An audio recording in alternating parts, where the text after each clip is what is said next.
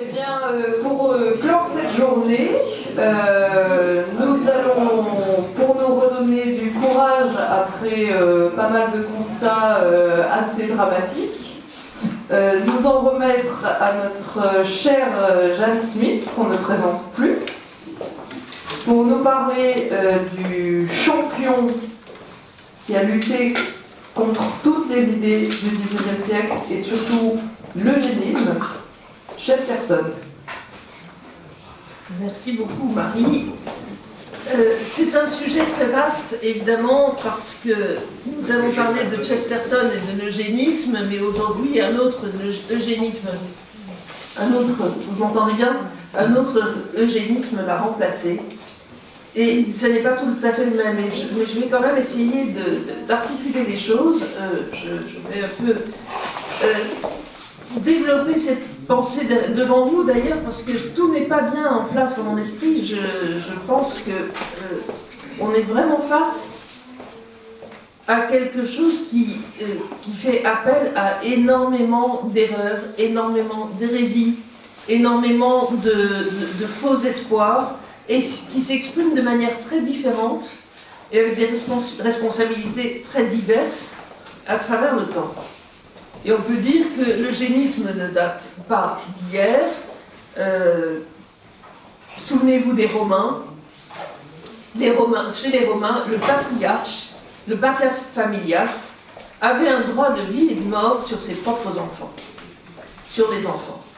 Et si par malheur sa femme donnait naissance à une fille, ce qui est déjà très inférieur, ou à un handicapé, eh bien le pater familias pouvait décider que cet enfant, ce nouveau-né, pouvait être exposé aux éléments pour en mourir. Ce qui a beaucoup marqué cette époque, je me souviens d'avoir lu une grande étude sur cette réalité aux temps antiques, c'était vraiment quelque chose qui était omniprésent et qui a donc forcément laissé d'immenses traces, et notamment chez les femmes, chez les mères qui voyaient l'enfant qu'elles venaient de mettre au monde après l'avoir porté 9 mois, et que si c'est difficile, vous voyez avec Apolline, eh bien ça a marqué une époque. Et finalement, c'est le christianisme qui a mis fin à cette manière de considérer l'enfant arrivant dans le monde. Le christianisme le considère comme un être humain à part entière, voulu par Dieu, absolument unique. Et c'est une pensée que l'Église a d'ailleurs développée au fil des siècles, pour en arriver à Jean-Paul II qui a dit ça mieux que quiconque. Et même si pour des motifs tout à fait naturels, on peut et on doit s'opposer à l'eugénisme, ce que dit Chesterton d'ailleurs, il n'est pas sûr que sans la protection de la foi, la protection qu'apporte la foi aux réalités naturelles, aux principes naturels, il n'est pas sûr qu'on y arrive. Mais on y arrive parfois tout de même. On m'a demandé de parler de Chesterton. Chesterton a beaucoup écrit sur l'eugénisme et son livre a été, son livre sur l'eugénisme a été republié en anglais avec vraiment un appareil, et qu'on pourrait appeler critique, intéressant, avec beaucoup de citations d'eugénistes de l'époque. Et ce livre est disponible, il a été édité très récemment, je crois que c'est cette année, parce que je crois être une société protestante, et on peut l'acheter en ligne, en français, en version électronique. Donc ça, mais je ne crois pas qu'il ait reçu d'autres traductions en français. Qu'est-ce que l'eugénisme? L'eugénisme, c'est l'idée de penser que l'on puisse améliorer l'espèce humaine par divers moyens. À l'origine, par l'élevage, comme on élève des chevaux de course ou des chevaux de ferme, ou des roses, ou n'importe quel être vivant. Par le jeu des croisements, on arrive à une version qui est un peu améliorée, moins sujette aux maladies, et dans le cas de l'homme, plus intelligent, plus fort, plus rapide. Enfin, vous voyez tout. Au début du XXe siècle, Chesterton se trouve, qui est déjà plutôt chrétien, il a été agnostique, il est revenu à une forme de christianisme, et puis, comme vous le savez, il a fini par se convertir à la religion catholique.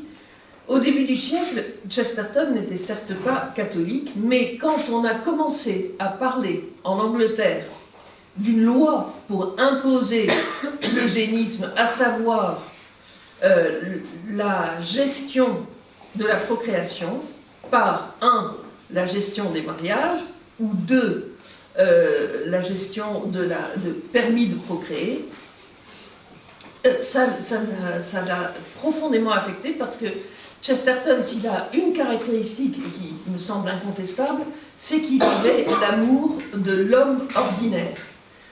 Pour lui, tout homme et toute femme est évidemment à sa propre valeur, à sa voix à apporter à la société, sa liberté, ses libertés privées, le droit de vivre chez lui face au reste du monde dans la liberté, la responsabilité, l'action. Et donc, pour Chesterton, l'idée qu'on vienne trafiquer son droit de se marier ou son droit de procréer était quelque chose de totalement insupportable. Mais ce qu'il y a d'intéressant, c'est qu'à cette époque, Chesterton était seul contre tous dans cette Angleterre qui a connu la révolution industrielle, un enrichissement extrêmement élevé pour beaucoup, et beaucoup de misère aussi. Vous savez qu'au XIXe siècle, c'est la misère ouvrière, les paysans qui sont obligés d'aller en ville parce qu'ils ne peuvent plus trouver leur subsistance à la campagne, et qui en ville sont exploités véritablement par de gros industriels qui se débrouillent pour que les familles n'aient franchement pas de quoi vivre à partir de leur salaire. Ce qui, évidemment, a une conséquence économique. Ces familles n'avaient pas les moyens de choisir leur mode de vie. Ces familles n'avaient pas la santé. Ces familles étaient au travail 10 heures, 12 heures par jour, y compris le dimanche, y compris les enfants. Évidemment, une main-d'œuvre peu chère, et qu'il fallait garder dans un état de dépendance. C'est toute la deuxième partie du livre qu'il a publié en 1922, mais qu'il a écrit dans les années 2013-14. Ça a été publié après, mais ce sont des articles qui ont paru dans la presse. Chesterton, en fait, s'est érigé contre un projet de loi qui visait à empêcher la procréation par les faibles d'esprit.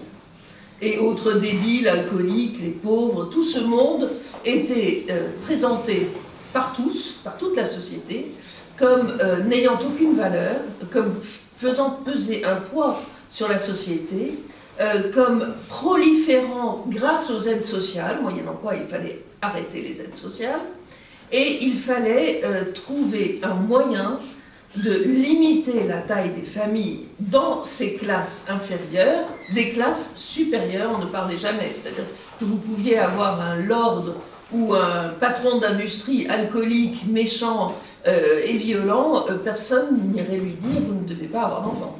En revanche, pour les pauvres, pour tous les êtres humains jugés inférieurs mais par qui, il fallait trouver le moyen de maîtriser leur prolifération. Et il y a eu une première conférence internationale d'eugénisme en 1912 à Londres, et on constate qu'à cette époque, tout le monde était à peu près d'accord. C'est-à-dire que depuis l'économiste John Maynard Keynes, ou un écrivain bien connu, je ne sais pas si elle est très connue en France, comme Virginia Woolf, tout ce monde est vraiment convaincu qu'il y a des gens qui ne doivent pas se multiplier.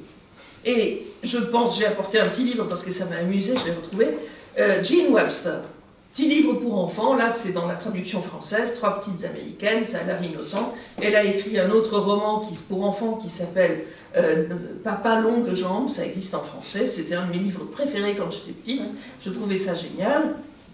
Eh bien elle a écrit des livres pour jeunes et pour enfants où vous avez des tirades eugénistes. L'idée de contrôler l'évolution de la population par des méthodes scientifiques était à l'époque partagée par quasi tout le monde. Et dans cette situation, on a la conférence sur l'eugénisme à laquelle participent des évêques anglicans, ou même un Churchill qui en 1913 se déclare favorable à la stérilisation des débiles mentaux. Débiles mentaux et faibles d'esprit étant des catégories qui étaient justement extrêmement difficiles à définir. C'est-à-dire que on disait, ce sont les gens qui boivent trop, ce sont les gens un peu excentriques, ça pouvait aller très loin et on n'avait en fait aucun critère précis, mais une espèce d'ambiance générale où on s'entendait pour dire qu'il fallait améliorer l'espèce. Tout cela vient à l'origine d'un nommé Francis Galton, cousin de Darwin, qui dans les années 1856 invente le mot d'eugénisme et s'appuie sur l'idée de la survie des plus aptes, qui a été diffusée par son cousin Darwin, pour dire, eh bien, puisqu'il est possible, par la sélection naturelle, d'améliorer une espèce et qu'elle s'améliore naturellement, il faut cesser d'aider ceux qui sont plus fragiles et il faut sélectionner ceux qui donneront la meilleure descendance. Toute cette mentalité est répercutée également par une Margaret Sanger aux États-Unis. Elle fonde le planning familial et que dit-elle? Il faut en finir avec la prolifération des nègres, des colorés, alors j'utilise le mot à dessein, on ne dit plus nègre de nos jours sous peine d'être mis en prison, mais ce racisme-là contre tout ce qui n'est pas blanc et de préférence protestant blanc est tout à fait accepté par tout le monde. En Angleterre, une Mary Stopes, toujours sous l'idée d'améliorer l'espèce et de diminuer les souffrances des familles qui ont trop d'enfants, qui n'arrivent pas à les nourrir, met en place la promotion de la contraception et toujours avec cette même idée eugéniste, il faut diminuer le nombre de gens qui sont finalement un poids pour la société. Je vous parlerai essentiellement de ce qui se passe en Angleterre, puisque nous parlons de Chesterton, mais il faut savoir que tout cela a aussi des origines philosophiques avec Nietzsche en Allemagne et quelques autres. Il y a des associations eugénistes un peu partout, aux États-Unis, au Royaume-Uni. En France aussi, on a des eugénistes qui grosso modo, sont tous d'accord, et même l'Église catholique, et je l'ai en préparant cette conférence, n'était pas vraiment, par principe, opposée à une forme de sélection. On dégage à cette époque-là le concept du dégénéré. Alors je crois que c'est très important parce que ça en dit long. Le darwinisme, c'est l'idée de l'évolution des espèces qui, petit à petit, s'améliore.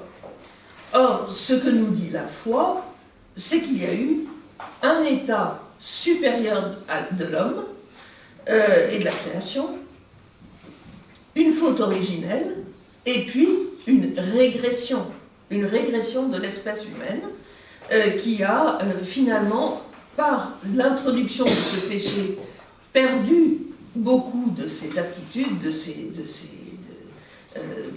sa grandeur, et qui a une nature abîmée. C'est ce que le darwinisme ne croit pas. On trouve des déclarations de darwinistes qui rejettent très explicitement toute notion de péché originel. On ne conçoit qu'une augmentation, un progrès. Alors pour l'évolutionniste de base, on va d'une espèce à l'autre, et puis au fur et à mesure, on arrive à l'homme, mais rien ne dit que l'homme soit le dernier état de la progression. Les choses peuvent encore s'améliorer. Et on va le voir à la fin, l'eugénisme parfait, finalement, c'est le transhumanisme. Ce qui est central dans cette philosophie darwinienne et dans la pensée de Galton, c'est que on est dans une logique matérialiste. L'âme ne compte pas. On ne va pas améliorer l'âme, après tout, sinon par l'effort personnel. Non, là, c'est la matière qu'on veut améliorer. Et on croit à une forme de déterminisme. On se dit, si Monsieur A épouse Mademoiselle B, comme lui est beau et grand et qu'elle est blonde et jolie et intelligente, ça n'est pas antinomique, eh bien, on va arriver à des enfants qui seront meilleurs. Et si on permet à l'autre alcoolo du coin d'épouser une demoiselle un peu demeurée avec des idées très bornées, eh bien, fatalement, cela va donner des enfants complètement nuls. Alors, il faut, petit aparté, à l'époque, on sort, je vous l'ai dit, de la révolution industrielle et de la misère du 19e siècle. Quand vous regardez des photos d'enfants en Angleterre au début du siècle ou du 20e siècle, ils ont effectivement l'air malades, malingres, mal nourris, le teint gris pour autant qu'on puisse le voir sur une photo de l'époque. Ils ne sont pas dans la bonne santé que l'on voit dans n'importe quelle classe d'enfants aujourd'hui, avec la prospérité matérielle que nous connaissons à peu près tous quand même. Donc, on est face à une population qui, effectivement, a des défauts. À quoi sont dus ces défauts? Au fait qu'ils sont dans une société où un salaire de chef de famille ne suffit pas à bien nourrir sa famille. Il y a tout un tas de causes qui font qu'il y a cette mauvaise santé. Mais au lieu de dire il faut essayer de soigner ces gens, il faut améliorer leur vie, rétablir leurs droits de propriété, rétablir leur liberté d'agir, eh bien on dit éliminons-les. Il faut savoir que Chesterton tout seul, avec ses écrits, a réussi à vider la loi qui visait à priver un nombre considérable et très mal défini de personnes du droit de se marier ou du droit de procréer. Tout seul, il a réussi à ce que cette loi ne soit pas adoptée en l'état. En fait, il n'en est resté qu'une espèce de coquille où on a déclaré que les fous, les lunatiques, disait-on, mais les fous qui étaient véritablement malades de l'esprit ne puissent pas avoir le droit de se marier et doivent être internés. Pourquoi pas? Quand vous avez un schizophrène qui tue à tour de bras, eh bien que fait-on? On le met en prison, on le met à l'asile, c'est évident. Grâce à Chesterton, seul, finalement, la population s'est rendue compte que l'État, au nom de la science, cherchait à contrôler et à manipuler leur vie et leurs droits les plus sacrés, et certains parlementaires se sont lancés à la suite de Chesterton dans la bataille contre cette loi. Je trouve que c'est une leçon d'espérance considérable qu'une seule personne, par son talent, par son engagement et aussi par son humour, ait réussi à faire tomber une espèce de vache sacrée qui se prétendait inspirée par la science et qui prétendait voir la science comme seul horizon de jugement et d'action. Un seul homme a réussi à faire tomber cela. Et là, pour nous, c'est vraiment un encouragement à continuer de faire ce que nous faisons. Alors bien sûr, aujourd'hui, nous sommes dans un régime, je dirais, d'information tribale, puisque l'information circule principalement par Internet. Sur Internet, vous avez autant de groupes quasiment que de personnes, autant de petites tribus qui se parlent entre elles, et on n'a pas une focalisation sur des informations nationales suffisantes. Mais néanmoins, c'est un encouragement à continuer. Que reprochait Chesterton à l'eugénisme? Il lui reprochait d'installer une nouvelle moralité. Cette nouvelle moralité, qui n'est pas morale du tout, considère le bébé avant même son existence. Avant, surtout, dit-il, l'épouse qui existe. et qu'il s'agit de choisir. Les eugénistes expliquent qu'il faut que les hommes choisissent leurs épouses en fonction de critères de descendance possible. Et par le déterminisme que j'évoquais tout à l'heure, on était à peu près, on assurait qu'en épousant mademoiselle une telle plutôt que mademoiselle autre telle, eh bien, on réglerait le problème des enfants malades, déficients, inaptes. Inaptes, c'est le mot. Et dès cette époque-là, on imaginait qu'il pouvait être possible de faire cela par la coercition. Quand on lit les écrits des eugénistes, c'est assez terrifiant. Virginia Woolf, donc romancière très reconnue, raconte comment elle se promène dans Londres et voit une population grouillante, mal soignée, sale, et dit mais il faudrait les tuer tous. Cet eugénisme-là était, je vous le répète, partagé par le plus grand nombre des gens, des classes un peu supérieures, dans de nombreux pays, que ce soit en Angleterre, en Allemagne, aux États-Unis, c'était à peu près partout. C'était moins vrai en France, sans doute. Alors Chesterton a une certaine admiration pour la République et la démocratie et l'égalité à la française. Ça, je ne vais pas entrer dans cette logique. On peut aussi penser que les Français avaient peut-être encore un souvenir catholique de la vie humaine.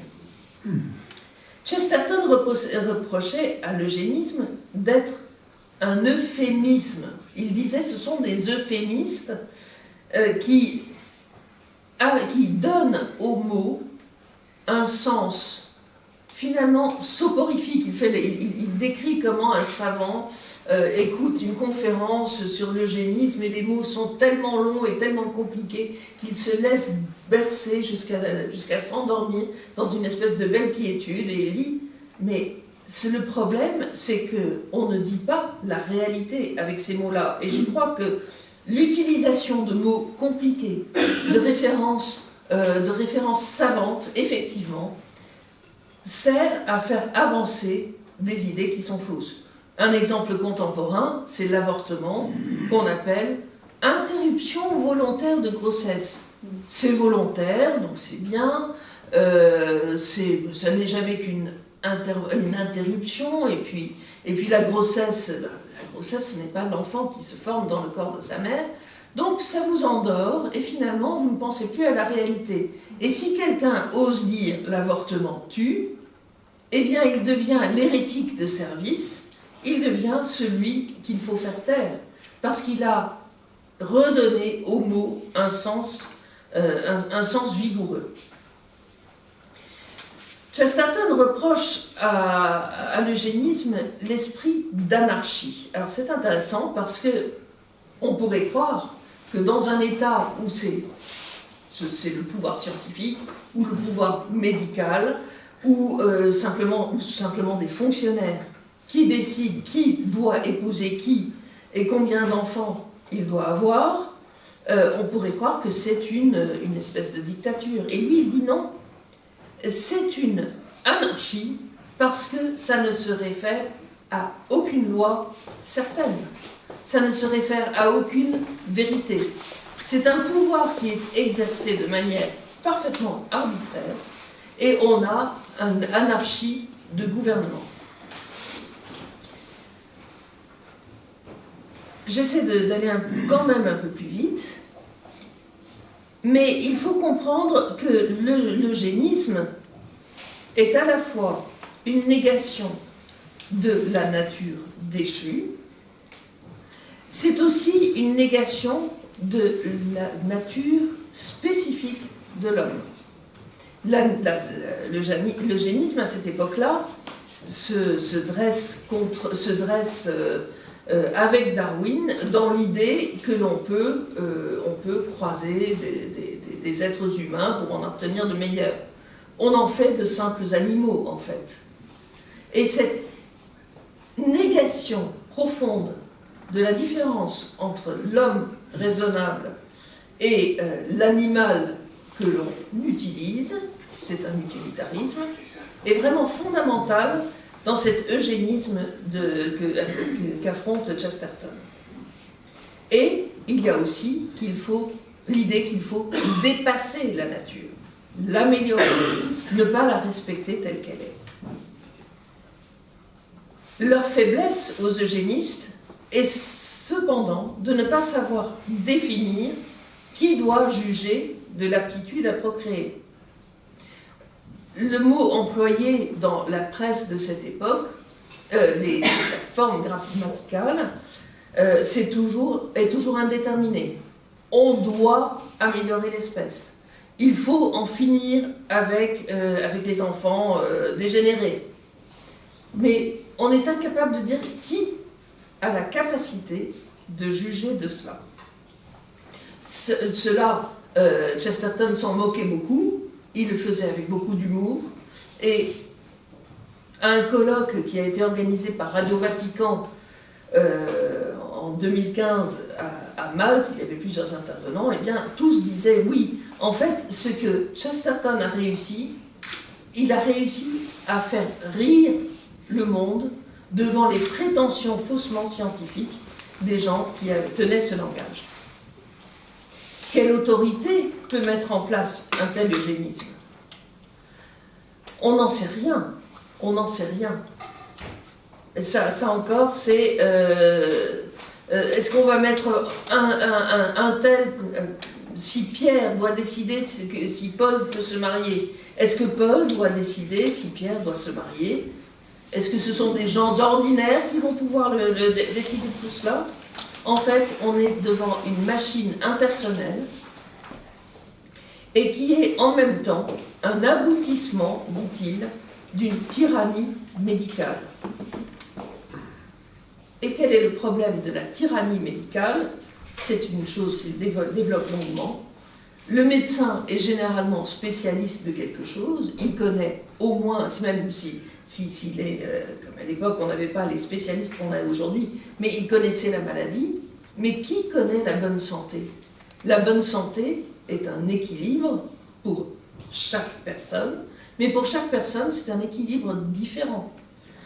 La tyrannie intervient dès lors que le médecin peut décider que, eh bien, à partir du moment où vous présentez ce tableau, vous répondez à ces questions, eh bien, vous ne méritez pas de procréer. Il y avait aussi, et Chesterton le mettait beaucoup en évidence, une méconnaissance de l'hérédité. Rien n'est jamais certain. Quand on a des enfants et quand on en a plusieurs, on voit que deux parents peuvent donner naissance à des enfants véritablement très différents. Et il terminait son raisonnement, il avait 7 grands chapitres, il terminait son raisonnement, Chesterton, en disant que, en fait, les eugénistes ne savaient pas vraiment ce qu'ils voulaient. Ils avaient, en fait, la volonté de faire des expériences in vivo. Ils voulaient mettre en œuvre leurs principes pour, à travers l'eugénisme obligatoire, en observant ces résultats, voir ce qui fonctionnait et améliorer sans cesse le mécanisme. Une expérience à si grande échelle, vraiment, le plus curieux finalement est que cette société de cette époque-là l'ait acceptée sans sourcil. Et s'il n'y avait pas eu cet homme, Chesterton, et s'il n'y avait pas eu ensuite la guerre de 14-18, on aurait eu cette espèce de fascination pour des vérités avancées comme scientifiques, des non-vérités avancées comme étant véritablement scientifiques, et on aurait accepté cette mainmise de l'État sur la procréation. Pourquoi ai-je parlé de la guerre 14-18? C'est parce que Chesterton dit, avec le recul, en 1922, que la guerre a eu une heureuse influence, finalement, sur les Anglais, parce qu'ils étaient complètement fascinés par la science, ils pensaient qu'on allait dans un progrès continuel, et est arrivé ce cataclysme où les gens s'entretuent, où évidemment toute notion de bonté intrinsèque de l'homme disparaît, et où on a l'idée que il faut défendre des réalités auxquelles on tient.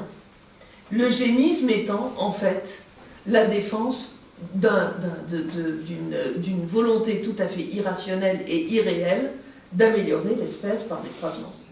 Donc un rappel à la valeur de la terre, à la valeur de la communauté, à la valeur de l'amitié.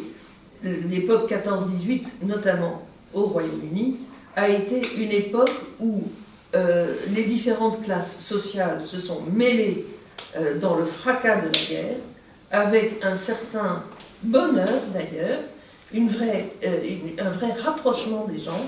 Et pour ça, je vous recommande en particulier un film de... Ah zut, j'oublie son nom.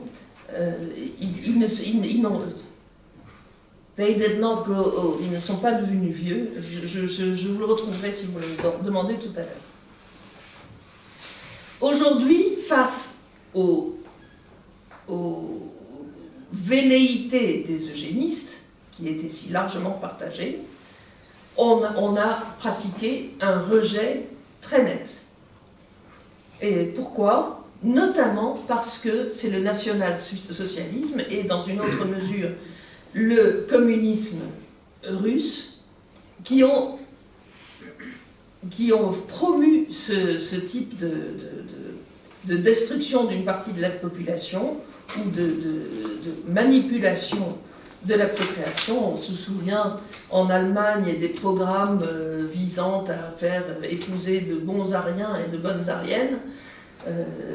C'est quelque chose qui a fondamentalement choqué les gens ordinaires, et c'est une des raisons pour laquelle on n'a pas parlé depuis cette époque-là d'eugénisme, sinon pour le dénoncer, et même pour le dénoncer comme un racisme qu'il est effectivement, puisque l'eugénisme, que ce soit aux États-Unis ou ailleurs, devait viser particulièrement certaines populations, et notamment des populations visées à titre de leur ethnicité. Donc les Noirs, les Hispaniques, on disait ces gens-là vont nous envahir, il y en aura partout, ils vont changer notre mode de vie. Alors on retrouve ça dans certaines de nos préoccupations aujourd'hui, bien sûr, mais cela se passe d'une manière beaucoup plus violente.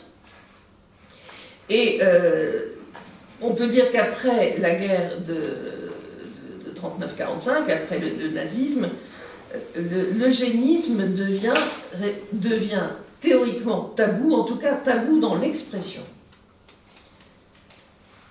Mais en fait, l'eugénisme est revenu. L'eugénisme a muté et il a pris une dimension différente.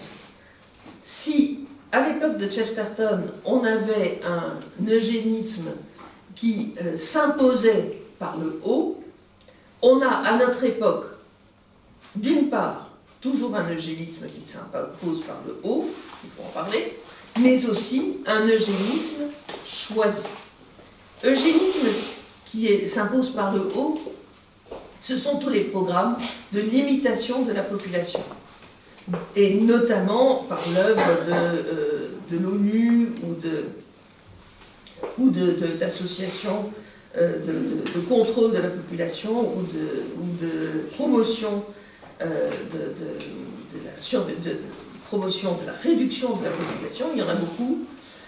Tous ces mouvements-là ont pu prospérer à côté de ce qui s'est passé aussi en Chine avec la politique de l'enfant unique, les stérilisations obligatoires, les avortements. Tout cela participe d'un eugénisme, soit du nombre, soit de la qualité, qui se sont développés sans que personne n'y trouve rien à redire. Parce que les mots ont du poids. On les aurait qualifiés en haut lieu d'eugénisme. Je ne suis pas sûre que cela ait pu fonctionner, mais on a parlé de surpopulation, on a parlé de planète, on a parlé d'impossibilité pour notre monde de supporter une population aussi importante. Et finalement, on est arrivé à une chute généralisée de la fécondité, que ce soit dans nos pays occidentaux ou que ce soit en Inde, en Chine, où on en est à des taux de remplacement de population absolument dramatiques, et même en Afrique où beaucoup d'aides internationales étaient subordonnées à la diffusion de la contraception et à la baisse des taux de naissance. En fait, il y a eu une explosion des moyens qui a permis de cacher finalement l'eugénisme derrière des pratiques qui, comme toujours, prétendent apporter un certain bien, mais qui l'ont fait alors que ces pratiques étaient prétendument rejetées par toute la communauté civilisée. Explosion des moyens, on a obtenu des connaissances génétiques, on a appris à faire des fécondations in vitro, et qu'est-ce que tout cela a amené? On a appris non plus à croiser comme quand on élève des chevaux, mais à trier les embryons, à les sélectionner, à en balancer une partie. On a séparé la procréation du corps de la femme, et aujourd'hui, quand vous faites une fécondation in vitro, vous avez un certain nombre d'embryons qui, après examen de leur ADN, sont mis au rebut parce que ne répondant pas aux besoins d'un bébé qui soit beau, en bonne santé, ressemblant aux parents, etc. Cela a fait naître un eugénisme personnellement choisi. C'est-à-dire, au lieu d'avoir le poids de l'État ou le poids d'une autorité scientifique pour imposer tel ou tel mode de procréation, ce sont les parents eux-mêmes qui prennent la responsabilité de vouloir et de trouver les moyens pour avoir un enfant conforme à leur rêve. Et c'est quelque chose qui est assez constant avec la culture de mort. Quand vous pensez à l'avortement, par exemple, l'avortement, peut-on dire, est une sorte d'eugénisme d'État. Lorsqu'on détruit, parce qu'ils sont porteurs d'une trisomie 21, par exemple, lorsqu'on détruit ces enfants à naître par l'avortement, ce n'est plus par le choix de tel ou tel médecin, mais par les parents eux-mêmes qui prennent la décision de le faire. On dégage la responsabilité en vue d'un but social, parce que beaucoup de parents ayant porté des enfants trisomiques ou atteints d'une maladie génétique ou d'un handicap qui était décelable dès avant sa naissance, témoignent de la pression médicale, de la pression sociétale pour qu'ils se débarrassent de ces enfants. Ça, c'est typiquement un eugénisme, puisque des populations d'enfants, en fonction de leurs caractéristiques physiques, sont éliminées dès avant leur naissance. Mais ce sont les parents eux-mêmes qui décident. Donc on dit, oh non, c'est un choix personnel. Même chose pour le tri des embryons, on dit que ce sont les parents qui choisissent, et en même temps, on subventionne, on apporte de l'argent public à tout ce qui permet justement d'opérer ce tri. Donc cette pression permet, par une espèce d'alibi, de faire que les décisions eugénistes soient prises par les parents eux-mêmes. Et souvent, eux le font à leur corps défendant.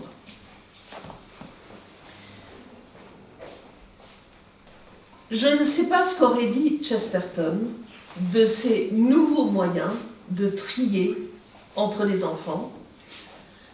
Je ne sais pas ce qu'il aurait dit de tout ce que notre époque a consacré d'innombrables articles et livres à ce qui cloche dans le monde. Il y en a un qui s'appelle ainsi. Je ne sais pas ce qu'il aurait dit en voyant tout cela. Mais il me paraît absolument certain qu'il serait parti d'un grand éclat de rire et puis d'une grande colère face à cette manière de finalement de méconnaître la valeur d'un être humain. Parce que c'est de cela qu'il s'agit. L'être humain n'est plus un être doté d'une âme immortelle et destiné à un bien qui dépasse notre monde. L'être humain n'est plus qu'un élément qui doit être le mieux possible, le moins malade possible, le plus productif possible dans ce monde qui n'a d'autre horizon que sa propre matérialité. Je vous invite à ce sujet à lire une pièce de théâtre absolument magnifique de Gustave Thibon qui s'appelle « Vous serez comme des dieux ». Je crois que cela a été réédité. C'est une pièce qui décrit justement une société où l'eugénisme fonctionne à plein, parce que quand vous avez une société où on ne meurt plus, où l'on reste sur cette terre, si on arrive au but de l'immortalité des hommes, il va de soi qu'il faut en éliminer quand même un certain nombre, parce que sinon ça va devenir très serré ici-bas. Et Thibon montre justement que le problème est qu'on oublie la notion de la rationalité et de la spiritualité de l'homme. L'homme est corps et âme, il n'est pas fait pour ce monde horizontal, pas uniquement, il est fait surtout pour l'au-delà, et il est fait pour Dieu. Et cela... Vous pouvez rappeler le nom du film, s'il vous plaît? Le film, c'est une pièce de théâtre donc, qui est écrite « Vous serez comme des dieux ». Merci. Voilà. Bien sûr, l'eugénisme s'inscrit dans un cadre philosophique, voire religieux. Il ne faudrait pas dire qu'il s'applique dans un cadre non religieux. Puisque, comme le disait déjà Chesterton au début du XXe siècle, l'eugénisme est bel et bien une religion en lui-même, qui veut déboucher sur un faux monde parfait, où tous les enfants seront désirés et optimaux. Et je crois que si on regarde autour de soi, dans le monde où nous vivons, nous y sommes déjà assez largement. Ce désir de ne donner naissance qu'à des enfants désirés et optimaux.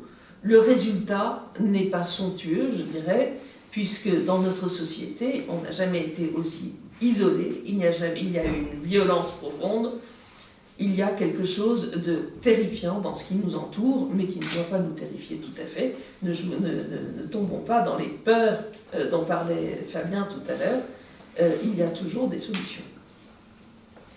Ce qui est sûr, c'est qu'aujourd'hui a disparu de l'équation eugéniste la coercition. La coercition était celle qu'on rêvait du temps de Chesterton et avec laquelle, en gros, la bonne société était d'accord. Aujourd'hui, hormis certains pays comme la Chine, ce sont les êtres humains eux-mêmes, les gens ordinaires, qui sont supposés appliquer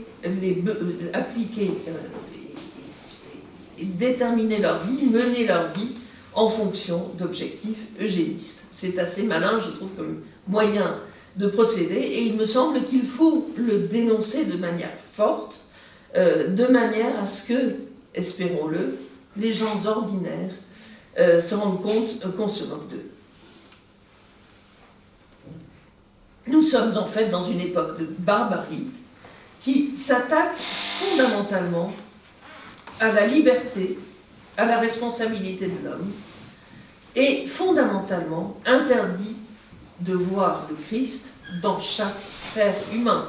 Je vous renvoie à la conférence d'Aude Dugas qui parlait du professeur Lejeune qui a été honni, qui a raté son prix Nobel, justement en disant que chaque enfant qui naît est un être humain, un frère qu'il faut respecter et protéger. Où mène l'eugénisme actuel? L'eugénisme actuel d'amélioration par diverses méthodes, toutes aussi scientifiques les unes que les autres, il mène à l'idée qu'on peut améliorer l'espèce sans jamais s'arrêter, et donc aller jusqu'au transhumanisme. Le transhumanisme, c'est l'homme augmenté, l'homme amélioré, au besoin l'homme rattaché à un ordinateur, l'homme avec un implant dans le cerveau pour améliorer ses capacités, comme le voudrait Elon Musk, mais il n'est pas le seul. Le seul décide de transformer l'espèce humaine sans que l'espèce humaine ait son mot à dire.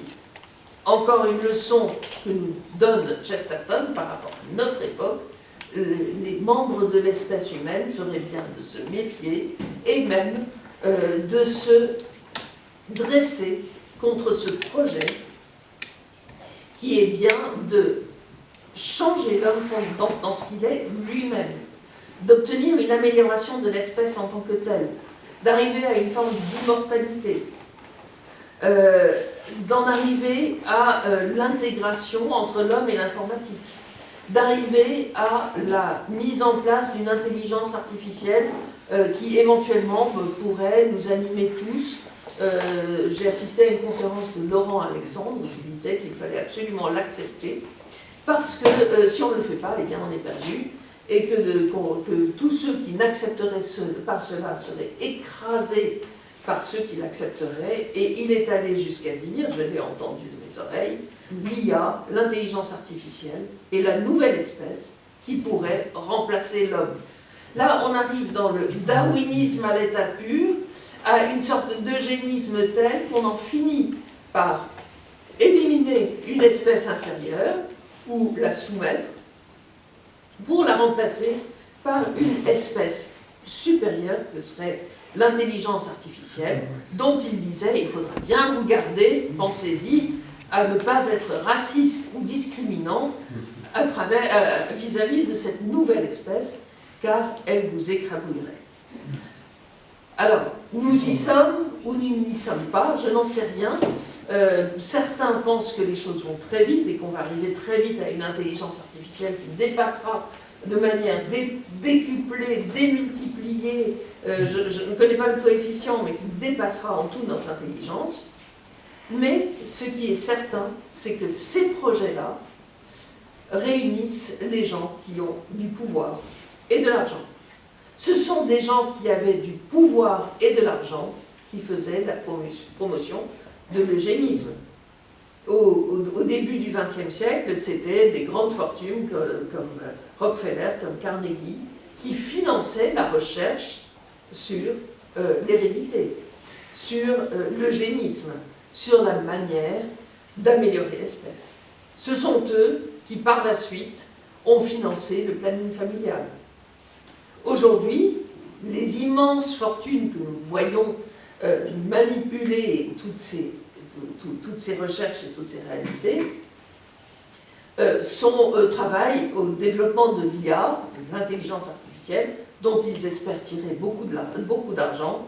C'est aussi un commun dénominateur dans l'eugénisme qui est très fortement dénoncé par Chesterton, c'est l'idée qu'on va s'enrichir grâce à l'amélioration de l'espèce et à l'exploitation et à la maîtrise de ceux qui seront les esclaves de cette nouvelle ruée vers l'or. Et il faut comprendre aussi que ce sont souvent des fonds publics qui financent tout cela. Il reste que l'exemple de Chesterton montre qu'il est possible de résister, chacun à sa place. Il est urgent de montrer à quel point l'homme ordinaire, l'homme de la rue qu'affectionnait tant Chesterton, celui qui va boire un pot avec ses copains, celui qui a envie d'épouser une femme et pas une autre, celui qui accueille un enfant trisomique parce que c'est un enfant du bon Dieu. Il est important que tout ce monde-là sache ce qui pèse sur nos têtes, parce que rien n'est jamais certain, surtout pas le pire, et qu'il s'agit donc de